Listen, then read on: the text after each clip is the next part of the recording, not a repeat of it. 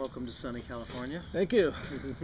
So we're here with Sonic Reality and Billy Sherwood from Circa and Yes, and many other projects as a producer, engineer, multi-instrumentalist. Hi. And actually let's start off by talking about your latest record with Circa. Circa and So On is what the record is called, and it is available at www.circahq.com. Brand new record, literally out just a couple of days now. And it is the third studio record for the band. The first version of the band was myself, Tony K, Alan White, and Jimmy Hahn. Then the next record was myself, Tony, Jay Shellen, and Jimmy Hahn. And now this new record is myself, Tony, Johnny Bruns, and Ronnie Siago, a great drummer. And the band just keeps evolving and making music, and we're getting shows going now and just getting back into it. We kind of took a minor detour there for a while, working on this band called Yoso for a while, but Circa was always underneath, ready to move on forward with another record. So now it's time, and that's what we're doing. So now in Circa, you have Tony K, originally from Yes and from the 90125 Yes, and then you also tour with him sometimes, just the two of you. We've done a bunch of shows now, just the two of us, and the music is pre-recorded. I actually went into the studio and tracked drums and bass myself and created the backdrop for us to play to. So in theory, it's still just the two of us, but we play to these tracks, and I play guitar and sing, and Tony does his thing on keys. And we just came back from Japan. We did a bunch of shows there. It went really well. We filmed it, and we've got a DVD of that show that's going to be released. And we've got some offers to do more shows like that. So it's kind of a strange little niche thing that created out of nowhere. This promoter in Mexico called us and said, what about doing an acoustic show in Mexico, just the two of you? And as a lot of artists are doing these days. Right. But the thought was, let's take it to another level other than just acoustic guitar and keyboards, because you can only kind of rock so far with an acoustic guitar. And we wanted to put some energy in it and make it feel like a real rock show. So that's kind of what we did. You close your eyes, you'd swear there was a drummer and a bass player there, Cool. And then Tony's also in Yoso. Well, we were in Yoso. That band is done now, but we were in that together with Bobby Kimball from Toto, and we made an album that's out, and we also did a bunch of touring with it. But at the end of the day, our hearts are in progressive rock music, and that's what we really wanted to do. So that's why we're still continuing the Circa doing our thing. Cool. So, so speaking of progressive rock, you started off. One of your first bands was World Trade. Yes. The progressive second rock band, that one. Yeah. It was very much progressive, to the point where people kind of imagined it being very like taking that Yes flag and running with it. And when that record came out, rumor was that I was joining Yes as the lead singer and replacing, they had no singer at the time. John was doing ABWH, and the rumor was, well, Billy just left World Trade and he's joining Yes. So all of a sudden, all the momentum we had with World Trade kind of went away, and unfortunately that band kind of ran its course. But I loved the first record. I've enjoyed the second record too, and very proggy.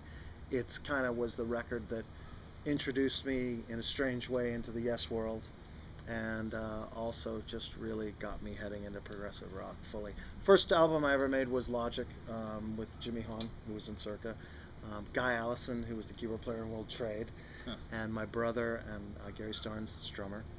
And that record, it was our first record, and it had conflicting messages in the way the songs were. Was it pop or was it prog? And I was always trying to pull it to be more progressive, and some of the other guys were always trying to make it more hit-oriented and poppy. And so with after that record, going into World Trade was like really just taking the prog thing and going for it. So And then how did you get hooked up with Yes? And well, that record was what led them to me. Chris Squire heard the demos for World Trade and said, "Wow, this guy would be perfect to replace blah blah blah." And so I got a phone call. Chris Squire, I'd like to meet you and have dinner and blah blah blah. So, I was a huge Yes fan. I was like, wait a minute, what? Sure, awesome. Where are we going? So I met Chris, and we hit it off, and one thing led to another, and we wrote a song, which was the first song we ever wrote together. It was called The More We Live, which is on the Yes Union album. And from there, it was like obvious that we had the chemistry going musically, and we just kind of went on from there. The Yes journey is a very long one. It's funny because there's people who think I kind of, won a contest to join Yes one day, and that's how I got in. It's a long, long road, which started in 1989, and flirting around with that concept of a lot of people wanted me to take that job, and I was the only one who was saying, not really my job, guys. I'd love to join Yes, but not as the lead singer. That's John Anderson's job, not mine. Right. So during that period, they joined the supergroup Union, right? Super Yes with all of them, and they went on to do that, and I went into production and started making records with other artists, and then got a phone call from Yes. Would you like to come out on the road with us? We're going to do the talk tour. We want you to play. Come on, be a sideman and play. So I said, sure, let's go. And so I went out and did that. Then that band broke up. Is that when you met Tony Kaye? Yeah, that's when I'd met Tony from 89, because it was Chris, Alan, Tony who were looking to figure out what to do with Yes at that period, Trevor was sort of in and out, and they told me he was out, but he was sort of still in, and it was all very confusing. But talk tour, they called me and said, come tour, and I was like, wow, who wouldn't want to go do that? Right. Sure, let's go. So I played keys and bass, got to do the whole bass thing with Chris. Cool. Enjoyed it. Tour was over. That band broke up. I figured, well, that's the end of my relationship with these guys because they just broke up. What's going on here? And then I think it might have been a year later or something like that. I got a call from Chris. Look, we just reformed with Steve and we're doing this classic version and we have tracks here and we want you to mix them. Would you be interested? I said, sure. Come to my studio. So this is when my studio was in Van Nuys, not here in my house. Mixed the record. They enjoyed it. They called me back and said, we're going to make a second album, a follow-up, Keys to Ascension 2. We had a good time. Would you like to produce it and engineer it and everything? I said, sure, come on in. So we made the record. That band is together. The record's done. There's a big, big tour on the horizon for that record. And Rick Wakeman decides to quit. And so he left the band. And Yes is kind of in my studio going, wait a minute, what just happened? And I'm kind of watching this whole thing fragment, Steve went back to London, John went to Hawaii, Alan went back to Seattle, and it was Chris and I sitting in my studio. He's like, what just happened? I said, well, I can't watch my favorite band just dissolve here. We got to take some initiative and try to do something. Let's start writing some material and see what happens. So now, through that process, Chris and I start writing. Play it for Alan. What do you think? Alan says, love it, want to play on it. So he plays on it. Cool, what do you think about, should we send this to John and see if he digs it? Send it to John. He loved it and he wanted to sing on it and write on it. And so now all of a sudden there's this shape taking place, and Steve got involved, and before you know it, there was this record, Open Your Eyes, that had been completed and was an important record to keep the band moving forward. There's a lot of people out there who think that when I joined the band, somehow I came in with a machete and carved Wakeman out of it and said, forget keys, it's done, it's my turn. No, it didn't work that way. Right. I was trying to motivate the band to remain a band.